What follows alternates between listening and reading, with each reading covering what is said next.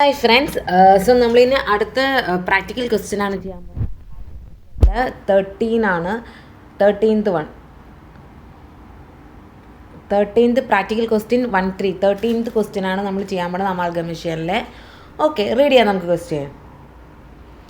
Sun and Neptune had been carrying on business independently.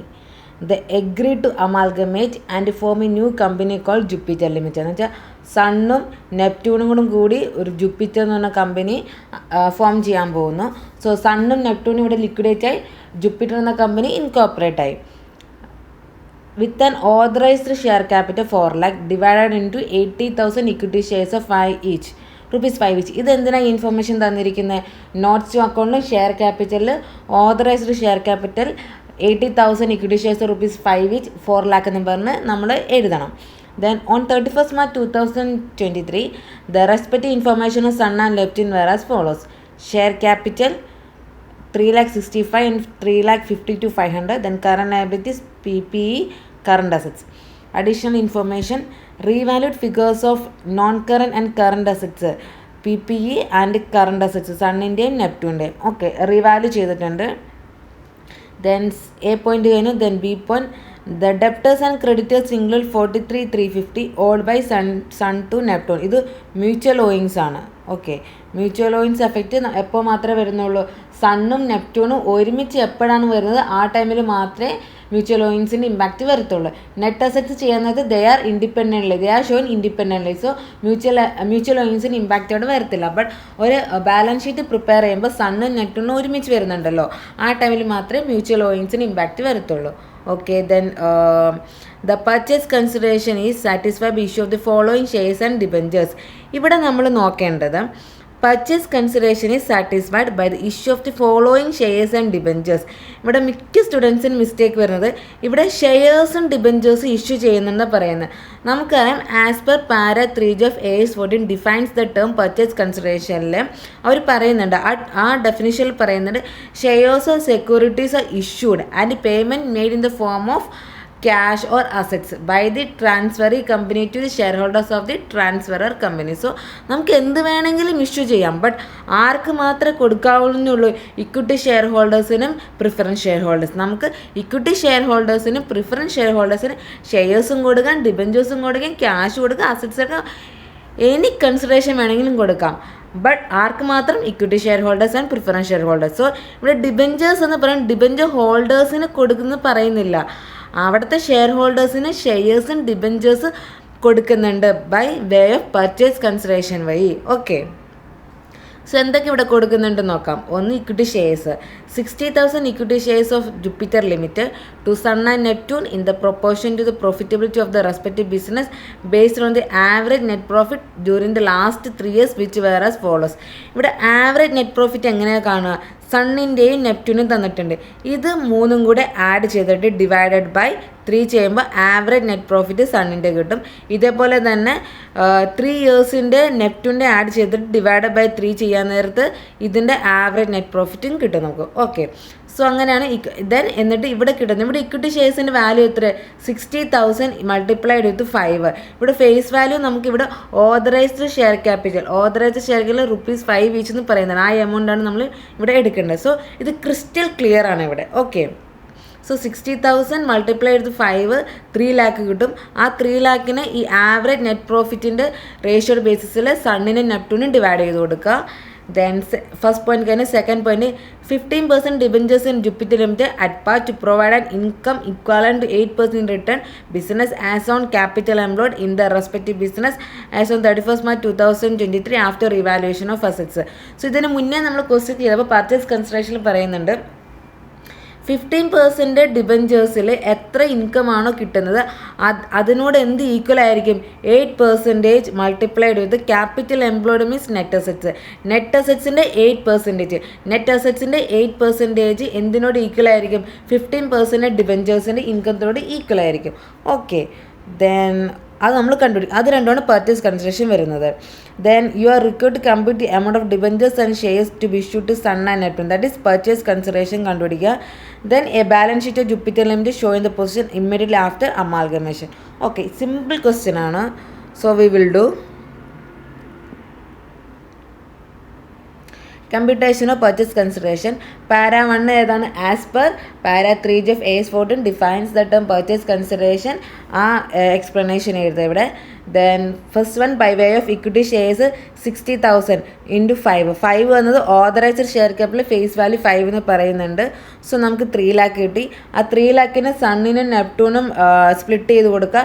3 lakh multiply 275 divide by 600. ഇതെങ്ങനെ കിട്ടിയെന്ന് വെച്ചാൽ 4,49,576 plus negative 2,500 plus 377,924 add ചെയ്തിട്ട് divide by 3 ചെയ്യുമ്പോൾ ഒരു amount കിട്ടും. ആ എമൗണ്ട് ആണ് 2,75,000 വാല്യൂ കിട്ടും. ദെൻ ഇവിടെ നെപ്റ്റ്യൂണിൻ്റെ ചെയ്യാൻ നേരത്ത് 3,25,000 കിട്ടും. സോ ഇത് ടോട്ടൽ ആഡ് ചെയ്യുമ്പോൾ 6 lakh കിട്ടും. സോ ഇതാണ് ഇതിൻ്റെ റേഷ്യോ. ഈ റേഷ്യോ ബേസിൽ 3 zeros ഈ 2,75,000 3 zeros നമ്മൾ കട്ട് ചെയ്ത് ഈ 275 മാത്രമായിട്ട് എടുത്തു. ഓക്കെ, സോ 275 ഡിവൈഡ് ബൈ 600 1,37,500 കിട്ടി. നെപ്റ്റ്യൂൺ ചെയ്തപ്പോൾ 1,62,500 കിട്ടി. ഓക്കെ, സോ ടോട്ടൽ 3 lakh ആണ് ഇക്വിറ്റി ഷെയർസ് ഇഷ്യൂ ചെയ്തത്. Then by way 15% debentures 15% multiply X എന്ന് ഉദ്ദേശിക്കുന്നത് ഇവിടെ വാല്യൂ ആണ്. ഓക്കെ, വാല്യൂ മീൻസ് ഇവിടെ എത്ര ഡിബെഞ്ചേഴ്സ് ഇഷ്യൂ ചെയ്ത് അതേ മൾട്ടിപ്ലൈഡ് വിത്ത് ഫേസ് വാല്യൂ. നമുക്കിവിടെ ഫേസ് വാല്യൂ തന്നിട്ടില്ല. സോ നമ്മൾ ടോട്ടൽ വാല്യൂ ആയിട്ട് നമ്മൾ കൺസിഡർ ചെയ്തു. നേരത്തെ എക്സാമ്പിൾ നമ്മൾ ഇലിസ്ട്രേഷനിൽ നമ്മൾ ചെയ്ത് പ്രിഫറൻസ് ഷെയർസ് കണ്ടുപിടിക്കാനാണ്. അവിടെ പ്രിഫറൻസ് ഷെയർസിൽ നമ്മൾ ആദ്യം നമ്പർ ഓഫ് ഷെയർസാണ് ഫസ്റ്റ് കണ്ടുപിടിച്ചത്. ആ നമ്പർ ഓഫ് ഷെയർസിനോട് മൾട്ടിപ്ലൈഡ് വിത്ത് 10 or 100 വാല്യൂ എന്തോ ചെയ്തപ്പോഴാണ് അതിൻ്റെ ടോട്ടൽ വാല്യൂ നമുക്ക് കിട്ടിയത്. ഇവിടെ നമുക്ക് നമ്പർ ഓഫ് ഷെയർസ് തന്നിട്ടില്ല ആൻഡ് ദെൻ എന്ത് തന്നിട്ടില്ല, ഫേസ് വാല്യൂയും തന്നിട്ടില്ല. സോ നമ്മൾ എക്സ് ആയിട്ട് അങ്ങനെ കൺസിഡർ ചെയ്തു. 15% X equal to 8% capital employed means net assets.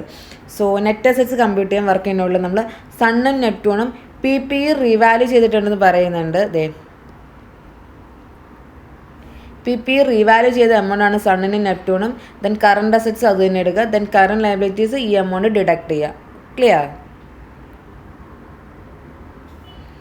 So PPE 7,10,000 3,90,000. Then current assets ഇത് PPE എന്നൊന്നും ഇങ്ങനെ ഒന്ന് എക്സാമിന് എഴുതരുത്. പ്രോപ്പർട്ടി പ്ലാന്റ് ആൻഡ് എക്യുപ്മെൻറ്റ് തന്നെ എഴുതണം. ദെൻ ഇവിടെ റുപ്പീസ് ഇടണേ, വാല്യൂ റുപ്പീസ് എന്ന് പറഞ്ഞ് എഴുതണം. ഇല്ലെങ്കിൽ ഒരു മാർക്ക് അവർ ഡിഡക്ട് ചെയ്യും, ചുമ്മാ ഒരു മാർക്ക് ഡിഡക്ട് ചെയ്യും നമ്മുടെ നിന്ന്.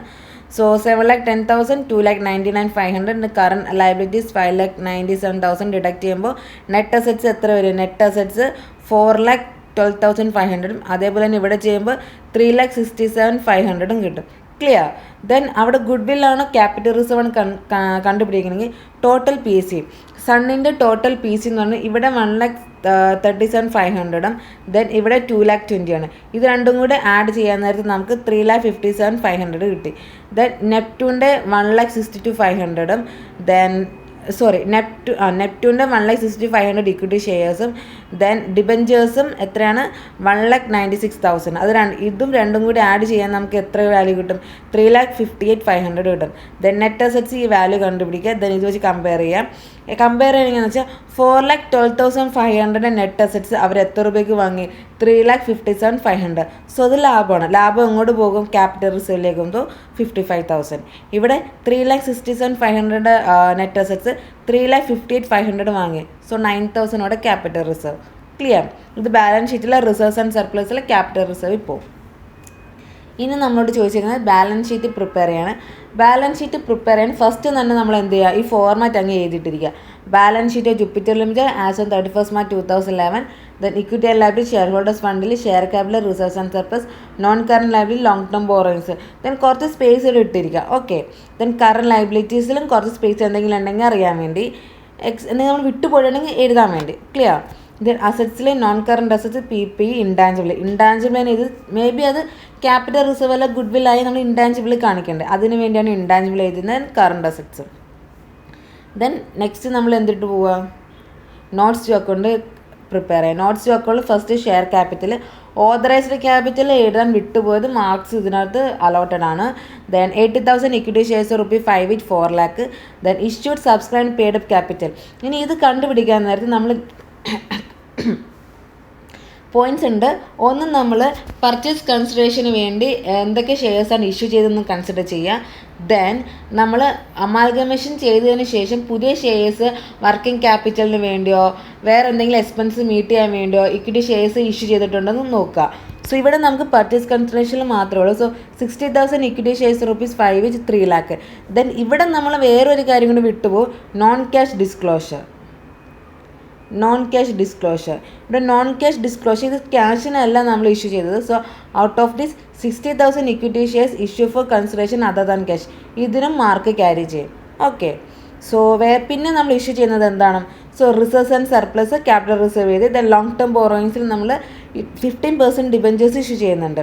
സോ സണ്ണിൻ്റെ നെപ്റ്റ്യൂണും കൂട്ടി 2,20,000 പ്ലസ് 1,96,000 4,60,000 വരും. ദെൻ കറണ്ട് ലയബിലിറ്റീസ് ഇത് ഇപ്പോൾ വേണ്ട, ഇതിപ്പോൾ നോക്കണ്ട.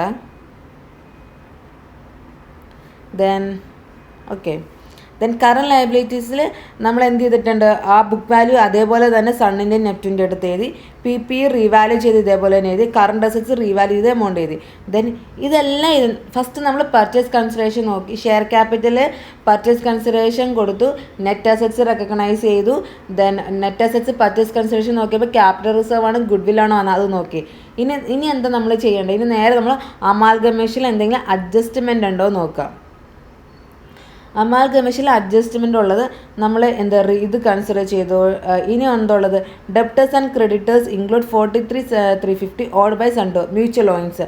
നമ്മൾ നേരത്തെ പറഞ്ഞിട്ടുണ്ടായിരുന്നു മ്യൂച്വൽ ഓയിങ്സ് എപ്പോൾ മാത്രമേ വരത്തുള്ളൂ, സണ്ണും നെപ്റ്റ്യൂണും ഒരുമിച്ച് എപ്പോഴാണ് വരുന്നത് ആ ടൈമിൽ മാത്രമേ മ്യൂച്വൽ ഓയിങ്സിന് ഇമ്പാക്റ്റ് ഉള്ളൂ. സോ നമ്മുടെ ബാലൻസിൽ സണ്ണും നെപ്റ്റ്യൂണും ഒരുമിച്ച് വന്നു, ഓക്കെ വന്നിട്ടുണ്ട്. സോ അതിൻ്റെ മ്യൂച്വൽ ഓയിങ്സിന് ഇമ്പാക്റ്റ് അവിടെ വരും. സോ 43,350 എന്ത് ചെയ്യണം, ഡിഡക്റ്റ് ചെയ്യണം. 43,350 അതാണ് ഇവിടെ 43,350.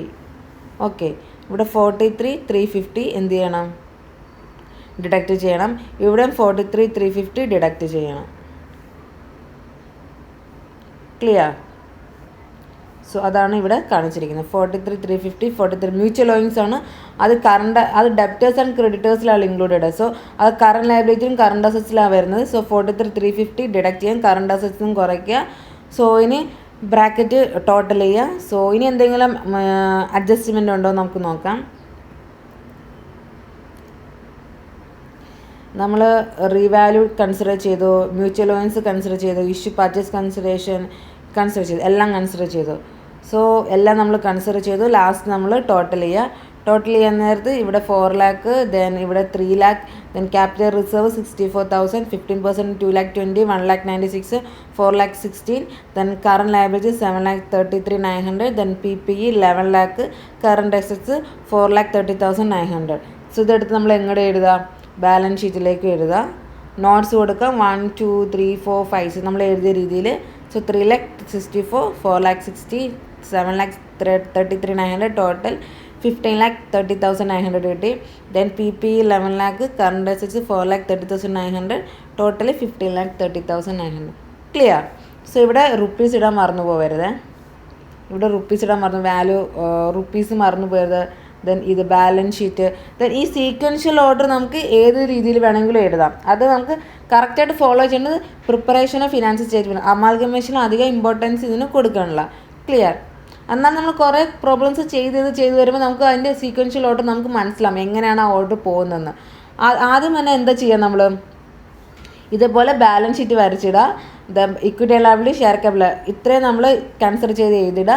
ദെൻ പർച്ചേസ് കൺസിഡറേഷൻ റെക്കഗ്നൈസ് ചെയ്യുക. ദെൻ നെറ്റ് അസറ്റ്സ് റെക്കഗ്നൈസ് ചെയ്യുക. ദെൻ നെക്സ്റ്റ് ഗുഡ്വില്ലാണ് ക്യാപിറ്റലാണെന്ന് നോക്കുക. ദെൻ ക്വസ്റ്റ്യനിൽ പോയിട്ട് എന്തെങ്കിലും മേജർ അമാൽഗമേഷൻ അഡ്ജസ്റ്റ്മെൻറ്റ് ഉണ്ടോ നോക്കുക, അത് അഡ്ജസ്റ്റ് ചെയ്യുക. ഇവിടെ മ്യൂച്വൽ ഓയിൻസിന് മാത്രമേ ഉള്ളൂ. ഇനി വേറെ കുറേ അഡ്ജസ്റ്റ്മെൻറ്റ് വരാനുണ്ട്. ലിക്വിഡേഷൻ എക്സ്പെൻസസ് മെറ്റ് ചെയ്തത്, ദെൻ സ്റ്റാറ്റ്യൂട്ടറി റിസർവ്, അങ്ങനെ വേറെ കുറേ അഡ്ജസ്റ്റ്മെൻ്റ് ഉണ്ട്. അതിന് നമുക്ക് നെക്സ്റ്റ് പ്രോബ്ലത്തിൽ ചെയ്യുമ്പോൾ നമുക്ക് ചെയ്ത് പോകും. ക്ലിയർ? സോ എന്തെങ്കിലും ഡൗട്ട്സ് ഉണ്ടെങ്കിൽ കമൻറ്റ് ചെയ്യുക. ചാനൽ ഇഷ്ടപ്പെട്ടാണെങ്കിൽ സബ്സ്ക്രൈബ് ചെയ്യുക, ലൈക്ക് ചെയ്യുക. Thank you.